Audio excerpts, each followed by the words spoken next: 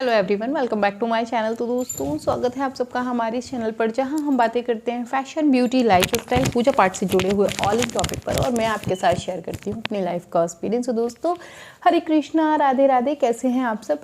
आशा करती हूँ आप सभी लोग अच्छे होंगे। मैं भी बिल्कुल ठीक हूँ। और आज का वीडियो जो है वो है कि हम दैनिक पूजा कैसे करें। वैसे अब आप लोग सोच रहे हो दीदी वीडियो पहले आ चुका है। हाँ, आ चुका है और मैंने करके दिखाई है दैनिक पूजा। उसमें मतलब कैसे हमें दैनिक पूजा की विधियों को पूरा करना होता है, प्रतिदिन हम पूजा कैसे करते हैं और हमें कैसे करना चाहिए। ठीक है, तो ये वीडियो मैं पहले भी अपलोड कर चुकी हूँ, लेकिन चूँकि जब मैंने ये वीडियो डाली थी तो हमारा जो परिवार था वो महज 10,000, 20,000, 25,000 लोगों का था। और अब ये परिवार काफ़ी बड़ा हो गया है, तो पुरानी वीडियो ढूंढने में प्रॉब्लम होती हैं। और जैसे कि लोगों कमेंट कि दीदी प्लीज़ ये वीडियो डालिए। ये वीडियो तो है ही नहीं चैनल पर। नहीं जी, ऐसा नहीं है, वीडियो अपलोड है, आपने बस देखा नहीं है। तो मैं आपको बता देती हूँ, बकाया कि आप वीडियो को सर्च कर लीजिएगा। और हमारी मोस्ट पॉपुलर वीडियो में एक वीडियो है वो, तो आप चेक करेंगे तो आपको विधि देखने को भी मिल जाएगी। तो हमें दैनिक पूजा प्रतिदिन करनी कैसे चाहिए सामान्यतः घर में? तो देखिए, सबसे पहले तो आप एक बात ये समझ लीजिए कि आप एक गृहस्थ आश्रम में हैं, ठीक। और गृहस्थ आश्रम की स्थिति थोड़ी सी डिफरेंट होती है। यहाँ आप अगर गृहस्थ आश्रम में होते हुए पूजा पाठ कर रहे हैं तो ये बहुत बड़ी बात है, ठीक है। यहाँ आपके नियम वैसे लागू नहीं होते हैं जैसे किसी मंदिर में लागू होते हैं। जैसे कि शाम की आरती ठीक 6 बजे, दोपहर का भगवान का भोजन ठीक 12 बजे, सुबह की आरती ठीक 4 बजे, ऐसे नियम लागू नहीं होते। अगर आप 10-5 मिनट लेट भी हो जाते हैं तो इससे बहुत फर्क नहीं पड़ता है, ठीक है। तो अब पूजा कैसे करें, ये विधि दोनों के लिए, चाहे महिलाएं कर रही हों चाहे पुरुष कर रही हों। सबसे पहले हमें स्नान इत्यादि कर लेना है और मंदिर के अंदर आ जाना है। बेहतर है कि आप मंदिर में पूजा करने के लिए अपने 2 वस्त्र अलग निर्धारित कर लें। जैसे कि पुरुष पूजा कर रहे हैं तो वो अपने लिए कोई अलग से एक लुंगी टाइप की तैयार कर लें या कोई गमछा टाइप का तैयार कर लें, उसको जो है वो पहन लिया करें और गले में एक गमछा जरूर डाल लें, ठीक है। ऐसे खुले बदन ना जाए, गले में एक गमछा जरूर डाल लें, नीचे लुंगी बांध लें, धोती बांध लें या तो फिर, और गले में गमछा जरूर डालें। ये तो है पुरुषों के लिए। और मैं कहूँगी कि इन कपड़ों के लिए आप एक व्यवस्था बनाइए। मंदिर में ही एक कोई जगह से कील ठोक लीजिए, वहाँ पे हैंगर लटकाने की एक व्यवस्था कर लीजिए। इन कपड़ों को आप तभी पहनिए जब आप पूजा करने जा रहे हैं, ठीक है। इसी तरीके से महिलाएं अपने लिए व्यवस्था कर लें। या तो आपको इस तरीके का सूट बना लें या फिर आप मैक्सी टाइप की नहीं जो कॉटन की होती है वो बना लीजिए। आप उसको पहन के एक साथ में दुपट्टा रख लीजिए और पूजा कर सकते हैं। ये कोई ज़रूरी नहीं। मेरे पास किसी कमेंट आया, दीदी क्या ज़रूरी है रोज़ पारंपरिक कपड़ों में पूजा की जाए? गृहस्थ आश्रम में संभव नहीं होता। हाँ, जब किसी आप उत्सव वाले दिन पूजा कर रहे हो, कोई बड़ा दिन हो, तो उस दिन आप जरूर पारंपरिक वस्त्र पहने। प्रतिदिन आप एक सर के ढकने के लिए एक दुपट्टा ले लें और मैक्सी पहन लें और उसको आप मंदिर में ही रखें। वो क्या होगा, वो कपड़े आपके अशुद्ध नहीं होंगे। अशुद्ध मतलब जैसे कि हम कभी कभी क्या होता है, महिलाएं हैं पीरियड में भी वही कपड़े पहने हुए हैं, कभी मान लीजिए कोई गड़बड़ हो जाता है कपड़ा और फिर हम वही कपड़ा पहन के मंदिर में चले जा रहे हैं। तो उससे अच्छा ये है कि मंदिर के लिए सेपरेट आप एक कपड़ा बना लें और उसे पहन के पूजा कर लें। जब लगे आप सप्ताह में 1-2 बार 3 बार आप उसको धुल के डाल लीजिए और फिर अपना रख दीजिए मंदिर में। तो वो कपड़ा किसी भी स्थिति में अशुद्ध नहीं होगा, है ना। तो ये व्यवस्था आप कर लें। अब कैसे करनी है पूजा? मंदिर में आ जाए।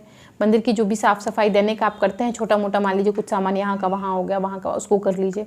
उसके बाद हाथों को अच्छे से जो है वो आचमनी कर लीजिए, ठीक है। आचमनी करने के बाद 3 बार जल ग्रहण किया जाता है। केशवाय नारायणाय नमः कह के हमने वीडियो बनाया है, आप उसमें चेक कर लीजिएगा। तो 3 बार जल ग्रहण करके अब आपके मुँह का शुद्धिकरण हो गया। आप पूजा करने के लिए पूर्णतः तैयार है। सबसे पहले मंदिर में हम गणेश जी का स्नान कराएंगे। अगर आपके पास गणेश जी नहीं है तो मैं आपको जो सही सलाह दूंगी मैं उसमें यही कहूँगी कि बेहतर है कि आप एक छोटे से गणेश जी ले ही लीजिए। अगर नहीं है, आप बहुत बड़े नहीं लेना चाहते, तो छोटे से ले लीजिए। आधा 1 इंच के गणेश जी आप ले लीजिए, वो आपकी सभी पूजाओं में काम आएंगे। तो गणेश जी ले लीजिए और गणेश जी का स्नान करा के, सब प्रथम हम गणेश जी का ही स्नान कराएंगे। और गणेश जी का स्नान कराने के बाद हम उनको लाल रंग का सिंदूर लगाते हैं। वो सिंदूर जो हम अपनी मांग में भरते हैं, वो सिंदूर गणेश जी को लगता है और वही सिंदूर लगता है गौरी जी को। तो हम वो सिंदूर लगा के उन्हें वस्त्र रूपी कलावा चढ़ाते हैं। मेरे पास बहुत सारे बहन भाइयों का कमेंट आया था कि दीदी हमने विग्रह रख रखे हैं, क्या हमें इनके वस्त्र प्रतिदिन चेंज करना अति आवश्यक है? करना ही चाहिए? नहीं जी, प्रतिदिन चेंज करने की ज़रूरत नहीं। सप्ताह में 1 बार, महीने में 1 बार, जब आपको समय। देखिए एक बात याद रखिएगा, भगवान जी ने जो वस्त्र धारण कर रखे हैं वो कभी अशुद्ध नहीं होते। आप उसे साल में 1 बार भी चेंज कर सकते हैं, वो अशुद्ध नहीं होते, क्योंकि वो वस्त्र स्वयं जो है वो साक्षात ईश्वर ने धारण कर रखे हैं। हम मंदिर में विग्रह क्यों रखते हैं? वो हमारी आराधना का केंद्र होते हैं। हमारे मंदिर घर का सबसे शुद्ध स्थान होता है। उससे हम प्रतिदिन एक पूजा पाठ करते हैं और हमारा ध्यान केंद्रित होता है, जो कि गृहस्थ आश्रम में संभव नहीं है। इसीलिए हम विग्रह रखकर उनकी पूजा करते हैं ताकि हमारा ध्यान जो है वो केंद्रित रहे, ठीक ना। तो रखे हुए हैं तो इसका मतलब ये नहीं कि आपने उनको कपड़े पहनाए, वो पहने 2-4 दिन बाद वो अशुद्ध हो गए, नहीं, ऐसा नहीं है। उन्होंने पहने हुए हैं, वो जब तक धारण किए रहेंगे वो तब तक शुद्ध रहेंगे, ठीक है ना। वो ईश्वर के वस्त्र हैं, वो आजीवन जो है शुद्ध रहेंगे।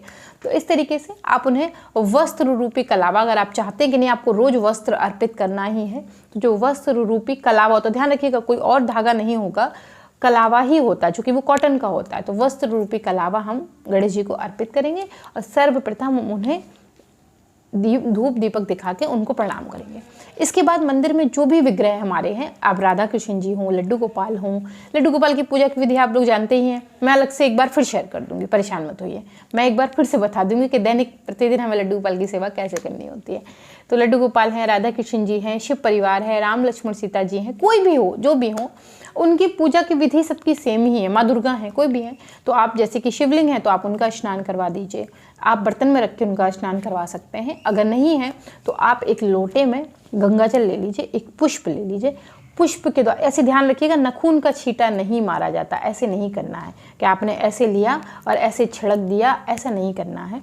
आप पुष्प लीजिए और पुष्प के द्वारा सभी देवी देवताओं को जल छिड़क कर उनका स्नान करा दीजिए। स्नान कराने के बाद हम उन्हें क्या करेंगे, वस्त्र रूपी कलावा चढ़ाएंगे, स्नान कराएंगे, वस्त्र चढ़ाएंगे, वस्त्र चढ़ाने के बाद उन्हें कुमकुम लगाएंगे। जिन देवियों को कुमकुम लगता है कुमकुम लगाएंगे, देवताओं को चंदन लगाएंगे, पीला सफ़ेद रंग का आप चंदन ले सकते हैं, लाल रंग की कुमकुम ले सकते हैं। माँ गौरी को सिंदूर चढ़ाएंगे, लेकिन उसी से सिंदूरे से, मैंने आपको बताया, मैंने अपनी वीडियो में कई बार दिखाया सिंदूरा क्या है, आप लोग देख लीजिएगा। अगर आपके यहाँ सिंदूरे की, वैसे तो ऑलमोस्ट चाहे बंगाल हो, चाहे पश्चिम हो, चाहे पूर्व हो, हर जगह सिंदूरे का परंपरा है। अगर आपके यहाँ नहीं है कोई बात नहीं, आप अलग से एक डिब्बी में सिंदूरा रख लीजिए, सिंदूरा ले लीजिए लकड़ी का, वो आता है, उसमें आप रख लीजिए। नहीं है अगर आपके पास तो आप उससे ही माँ गौरी को जो है वो सिंदूर लगाइए, ठीक है। सिंदूर वगैरह लगा के, चावल वगैरह छिड़क कर, अक्षत वगैरह चढ़ा कर, उसके बाद हम पुष्प चढ़ाएंगे। पुष्प चढ़ाने के बाद, ये सामान्य पूजा है, बहुत बड़ी पूजा नहीं, मैं आपको बता रही हूँ। मैं वीडियो में 10 मिनट पर कंप्लीट कर दूंगी, आपको करने में हो सकता है पहले दूसरे दिन थोड़ा दिक्कत हो, लेकिन फिर ये 5-7 मिनट की पूजा होती है। पुष्प वगैरह अर्पित करके आप आरती कर लीजिए। आपकी इच्छा है, आप पूरी आरती गाना चाहते हैं, आपकी इच्छा है कि आप 5 बार भी आरती दिखा देंगे, दीपक ऐसे घुमा देंगे तो भी वो पूर्ण आरती मानी जाती है। तो दीपक जला लीजिए, एक थाली ले लीजिए।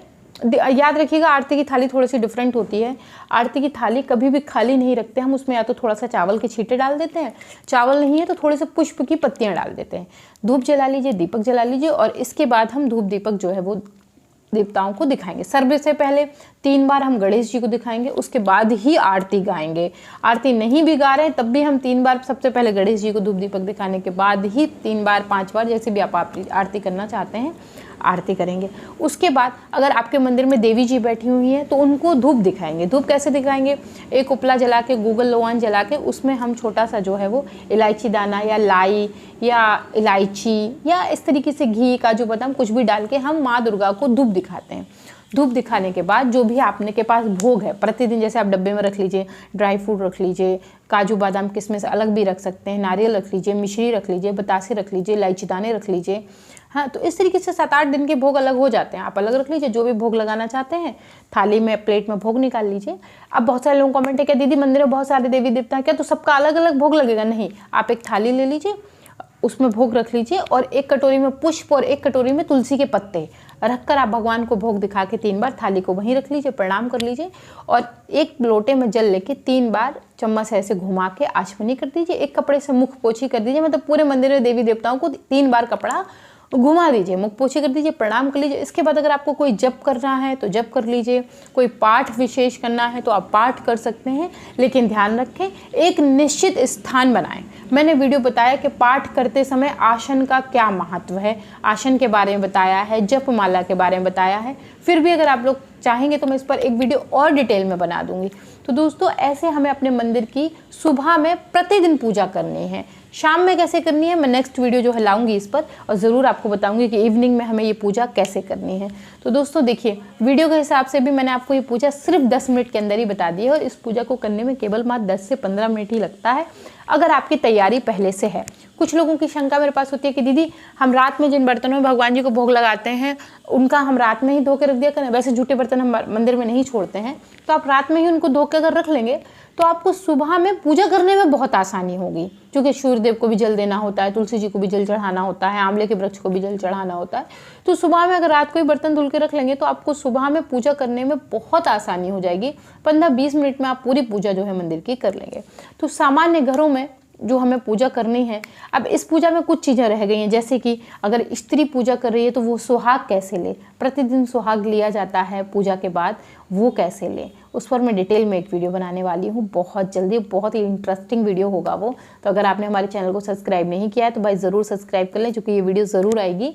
और इस वीडियो को जानने के बाद बहुत सारे लोगों के कन्फ्यूज़न भी क्लियर होंगे। जो लोग नहीं फॉलो करते वो फॉलो करने लगेंगे।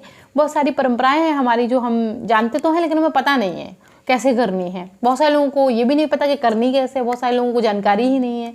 तो जानकारी के अभाव में हम जो गलतियां करते रहते हैं उन्हें जब भी समय लगे हमें ठीक कर लेना चाहिए, बहुत ज़रूरी होता है। तो दोस्तों मैं आशा करती हूँ वीडियो आपको पसंद आई होगी। मेक श्योर अगर पसंद आई तो वीडियो को लाइक करें, चैनल को सब्सक्राइब करें, फ्रेंड एंड फैमिली के साथ शेयर करना बिल्कुल मत भूलें। मैं मिलती हूँ आपसे विद अ न्यू वीडियो, तब तक के लिए Hare Krishna, Radhe Radhe and bye bye.